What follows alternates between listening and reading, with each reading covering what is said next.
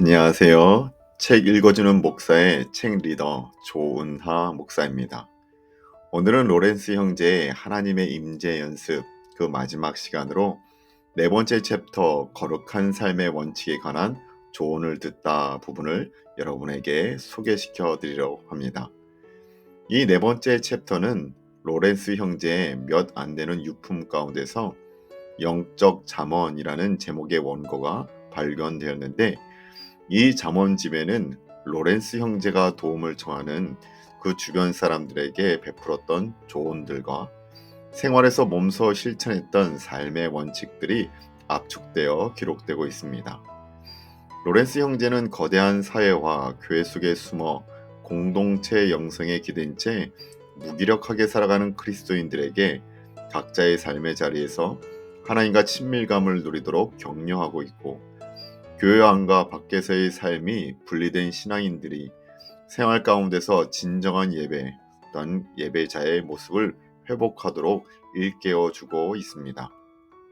오늘도 공동체 영성이 아닌 개인의 영성의 깊이를 주님 안에서 경험하며 모든 삶의 자리에서 능력 있는 그리스도인으로서 살길 바라는 마음을 담아 여러분에게 이 책을 읽어드리도록 하겠습니다. 첫 번째 잠언, 심령과 마음을 하나님의 뜻에 굴복시키십시오. 믿는 사람에게는 모든 것이 가능하며 소망하는 사람에게는 그보다 더 많은 것이 가능하며 사랑하는 사람에게는 그보다 더 많은 것이 가능합니다. 그리고 이 세 가지 덕목을 실천하며 인내하는 사람에게는 이 모든 것보다 더 많은 것이 가능합니다. 첫째, 우리는 행동하고 말하는 모든 일에서 언제나 하나님과 하나님의 영광에 시선을 고정해야 합니다. 우리는 영혼의 세계에서 하나님을 완벽하게 예배하기를 소망합니다. 그렇다면 이 생에서도 완벽한 예배를 목표로 부단히 추구해야 합니다. 영적인 길에서 만나는 모든 어려움들을 하나님의 은혜로 결연히 극복하리라 결단하십시오. 둘째, 우리는 그리스도인으로서의 삶을 시작할 때 우리 자신이 어떤 사람인지 깊이 생각해 보아야 합니다. 그러면 우리가 모든 조롱과 경멸을 받아 마땅한 존재이며 그리스도인이라는 이름을 얻기에 심히 합당치 못하며 모든 고통과 고난의 대상임을 발견하게 될 것입니다. 고통과 고난은 우리를 괴로움에 빠뜨릴 뿐 아니라 우리의 건강이나 기분, 내적 외적 성향까지 좌지우지하며 요동하게 하고 있습니다. 한마디로 우리는 하나님께서 수많은 내적 외적 고통과 고난을 통해 낮아지게 만들기로 선택하신 자들임을 깨달아야 하는 것입니다. 셋째, 우리 자신을 하나님께 바치는 것이 우리 자신의 유익을 위한 것뿐 아니라 하나님께서도 이 헌신을 기뻐하신다는 것을 추호에 의심도 없이 믿어야 합니다. 우리 자신을 하나님께 바치는 것이 하나님의 뜻이라면 어떤 상황에 처하든지 어떤 고통이나 괴로움, 유혹 가운데 있든지 오직 하나님을 사랑하는 마음으로 하나님께서 원하시는 만큼 철저하게 우리 자신을 하나님께 내어드려야 합니다. 이것이 바로 하나님의 거룩하신 섭리 안에서 일어나는 자연스러운 일입니다. 이렇게 우리 심령과 마음을 하나님의 뜻에 굴복시키지 않으면 온전한 헌신도 온전함에 이르는 길도 있을 수 없습니다. 넷째, 온전함을 향한 열망이 크면 클수록 하나님의 은혜를 더 의지하며 순간순간 하나님의 도우심을 한층 더 구해야 합니다. 하나님 없이는 아무것도 할 수 없기 때문입니다. 세상과 육신과 마귀가 서로 연합하여 우리 영혼을 상대로 일으키는 영적 전쟁은 끊임이 없고 너무도 맹렬합니다. 실제로 하나님께서 돕지 않으시고 우리가 겸손히 하나님만 의지하여 나아가지 않으면 우리도 모르는 사이에 우리 영혼은 휩쓸리고 말 것입니다. 우리의 본성으로는 이것이 너무나 가혹하게 보입니다. 그러나 하나님의 은혜가 함께하면 하나님을 의지하는 데서 기쁨을 느끼며 하나님 안에서 안식을 누리게 됩니다. 두 번째 잠언, 영혼 가장 깊은 곳에 계신 하나님을 믿으십시오. 첫째, 그리스도인의 영적 삶에서 가장 신령하고 가장 보편적이며 가장 필요한 훈련은 하나님의 임재를 연습하는 것, 곧 언제나 하나님을 생각하는 것입니다. 하나님의 임재를 연습한다는 것은 거룩하신 하나님께서 언제나 우리와 동행하신다는 사실에 기쁨을 얻는 것이며 그 사실에 익숙해지는 것입니다. 언제나 겸손하게 하나님께 말을 걸고 삶의 모든 순간, 특별히 시험과 고통과 영적 메마름이 찾아올 때, 심지어 영적인 것들이 싫어지고 불순종과 죄악 가운데 처하게 될 때에도 마음에서 우러르는 사랑으로 하나님과 대화를 나누는 것입니다. 둘째, 우리의 모든 행위가 순전하고 정결한 마음에서 우러나오는 하나님과의 자연스러운 대화가 되기까지 우리는 계속해서 끊임없이 전념해야 합니다. 셋째, 우리의 행위에 혼란스러운 영혼의 특징인 경솔함과 감정적 충동이 있지는 않은지 잘 살펴야 합니다. 일상의 임무를 수행할 때 우리는 하나님과 함께 온유하고 평온하게 사랑이 가득한 마음으로 일해야 하며 주님께서 우리의 수고를 받아주시기를 구해야 합니다. 이처럼 하나님께 계속해서 주의를 집중하면 마귀의 머리를 짓밟아 그 손에서 무기를 떨어뜨리게 만들 수 있습니다. 넷째, 일상의 임무나 다른 활동을 수행하는 동안, 심지어 책을 읽거나 글을 쓰는 동안이라도 우리는 할 수 있는 대로 자주 잠깐 동안 멈추고 하나님을 예배해야 하며 하나님 안에서 기쁨을 누려야 합니다. 비록 지금 하고 있는 일이 경건행위나 큰 소리로 기도하는 것 같은 영적인 목적을 위한 것이라 하더라도 말입니다. 때로는 아주 잠깐 동안 은밀히 하더라도 그렇게 해야 합니다. 하나님께서는 당신이 일상의 임무를 수행할 때 바로 당신 앞에 계십니다.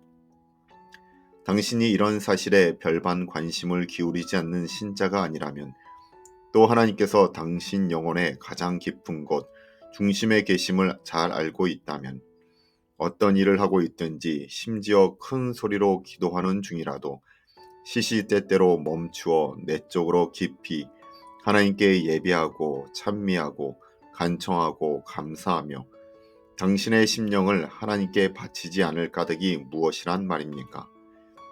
하루에 몇 번이고 하나님을 예배하기 위하여 창조된 것들에 쏠려 있던 우리 마음을 창조주이신 하나님께로 돌리는 것보다 하나님을 더 기쁘시게 할 것이 무엇이겠습니까? 이것이 피조물 중에서도 인간에게만 존재하는 자기애를 깨트리는 길이라는 사실은 언급할 필요조차 없습니다. 이런 식으로 내적으로 하나님께 주의를 집중하다 보면 우리도 모르는 사이에 우리는 자기애로부터 벗어나게 될 것입니다. 비록 짧은 순간이라도 창조주 하나님께로부터 기쁨을 얻기 위해 주변에 창조된 것들을 지속적으로 거부하고 시선을 돌리는 것이야말로 우리의 신실함을 하나님께 입증해 보이는 가장 확실한 길입니다. 세상으로부터 영원히 물러나야 한다는 뜻으로 말하는 게 아닙니다. 그것은 불가능합니다.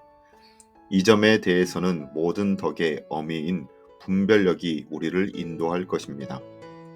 그러나 영적인 길을 걷고 있는 많은 그리스도인들이 내적으로 하나님을 예배하고 하나님의 거룩하신 임재 안에서 위안과 기쁨을 맛보기 위해 외적인 것들로부터 시시때때로 물러나야 하는데도 보통 그렇게 하지 못하는 과오를 저지르고 있다고 감히 말씀드리지 않을 수 없습니다.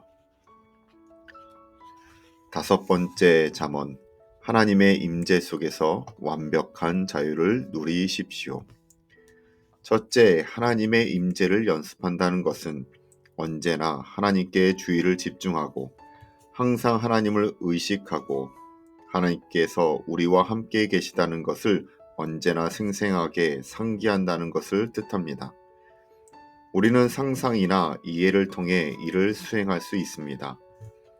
둘째, 저는 하나님의 임재의 연습을 40년 이상 지속해온 어떤 사람, 로렌스 형제 자신을 일컫는 말임을 잘 알고 있습니다. 그는 이 훈련을 몇 가지 이름으로 불렀습니다. 때로는 단순한 행위, 혹은 하나님을 아는 명백하고도 확실한 지식, 때로는 하나님을 향한 사랑의 막연한 응시, 혹은 흐릿하고 아련하게 하나님을 보는 것, 하나님을 기억하는 것이라 칭했습니다. 다른 때는 하나님을 주목하는 것, 혹은 하나님과 침묵의 대화를 나누는 것, 또는 하나님을 확신하는 것, 영혼의 생명과 평화라고도 했습니다. 요는 하나님 임재 연습을 지칭하는 이 모든 유형이 실은 똑같은 것을 다르게 표현한 것입니다. 그러면서 그 사람은 제게 이제는 하나님의 임재 안에 거하는 것이 정말로 자연스러워져서 저의 본성의 일부처럼 되었습니다. 라고 말했습니다. 어떻게 그 사람이 그런 상태에 도달하게 되었는지 말씀드리겠습니다. 셋째, 그는 확고한 의지의 힘으로 자기 마음에 하나님의 임재를 자주 생각하고 훈련함으로써 이를 습관으로 갖게 되었습니다. 그래서 그의 마음이 외적 임무에 대한 의무감으로부터 자유로워지자 그의 영혼은 해야 할 일이 쌓여 있고 가장 바쁠 때라도 힘들이지 않고 하나님께 나아갈 수 있게 되었습니다.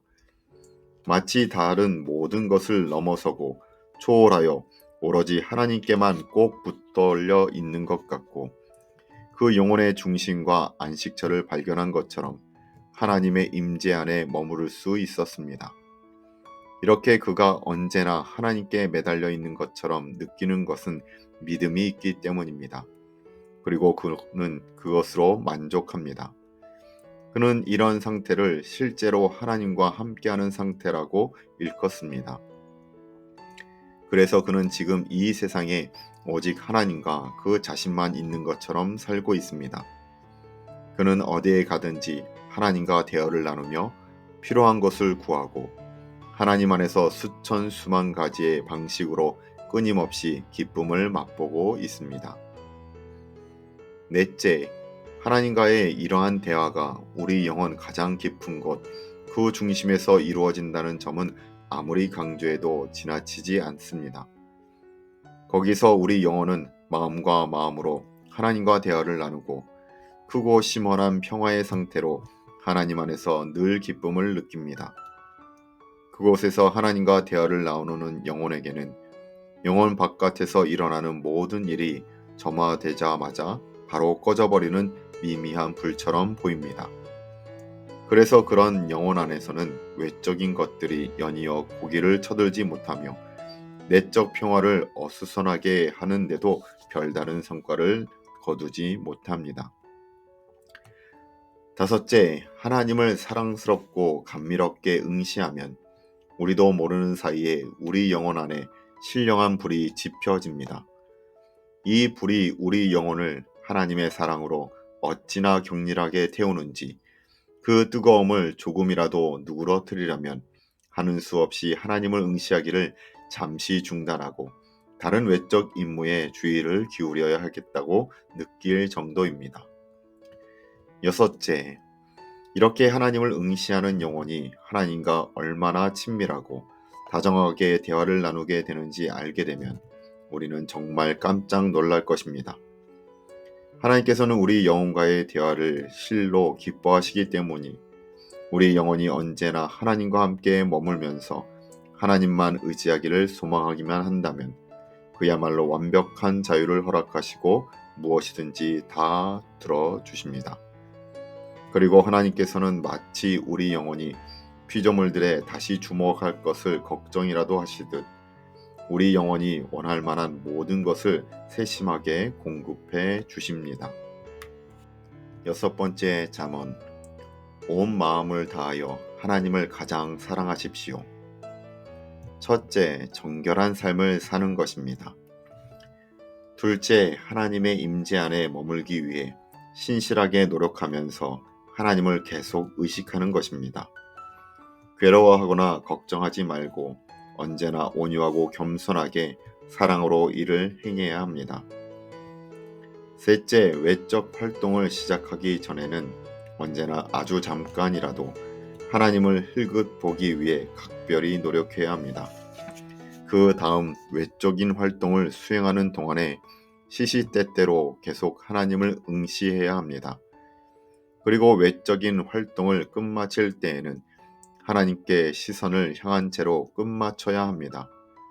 이는 적지 않은 시간과 노력을 요하는 것이므로 처음에 몇 번 잘 되지 않는다고 낙심할 필요는 없습니다. 나쁜 습관은 들이기 쉽지만 좋은 습관은 들이기란 무척 힘들기 때문입니다. 그러나 일단 이러한 습관을 들이면 우리가 하는 모든 일들을 기쁨으로 행할 수 있을 것입니다. 넷째, 이런 훈련을 처음 시작할 때 하나님을 향한 내적 사랑을 고백하는 것이 마땅합니다. 이를테면 하나님 아버지, 저는 온전히 하나님의 것입니다. 사랑의 하나님, 온 마음을 다하여 하나님을 사랑합니다. 주님, 주님의 기쁘신 뜻대로 제게 행하여옵소서 라고 말할 수도 있겠고, 하나님을 사랑하는 마음에서 자연스럽게 나온 다른 말들을 아뢰일 수도 있겠습니다. 그러나 장황하게 말이 많아지면 우리 마음이 오로지 하나님께만 매달려 있어야 할 때 오히려 방황의 길을 떠나 피조물에게 시선이 돌아가는 경우가 있으니 그런 일이 발생하지 않도록 각별히 주의를 기울여야 합니다. 이렇게 의지의 힘으로 마음을 강압하고 단속하면 우리 마음이 하나님과 함께 머물러 있지 않을 수 없을 것입니다.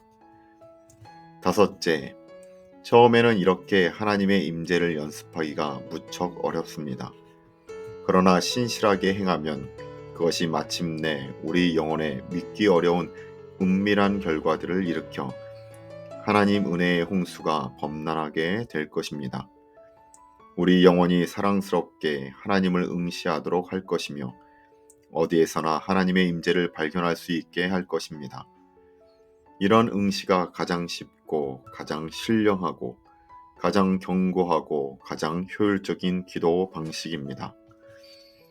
여섯째, 이 상태에 도달하기 위해서는 우리의 감각을 억제해야 한다는 점을 꼭 유념해야 합니다. 여전히 세상의 피조물들에서 만족을 찾는 영혼이 하나님의 임재를 온전히 체험하기란 불가능합니다. 창조주이신 하나님과 함께하려면 창조된 모든 것들을 무조건 하나님 다음에 두어야 합니다. 이렇게 우리는 하나님의 임재 연습 로렌스 형제의 책을 마무리하게 됩니다.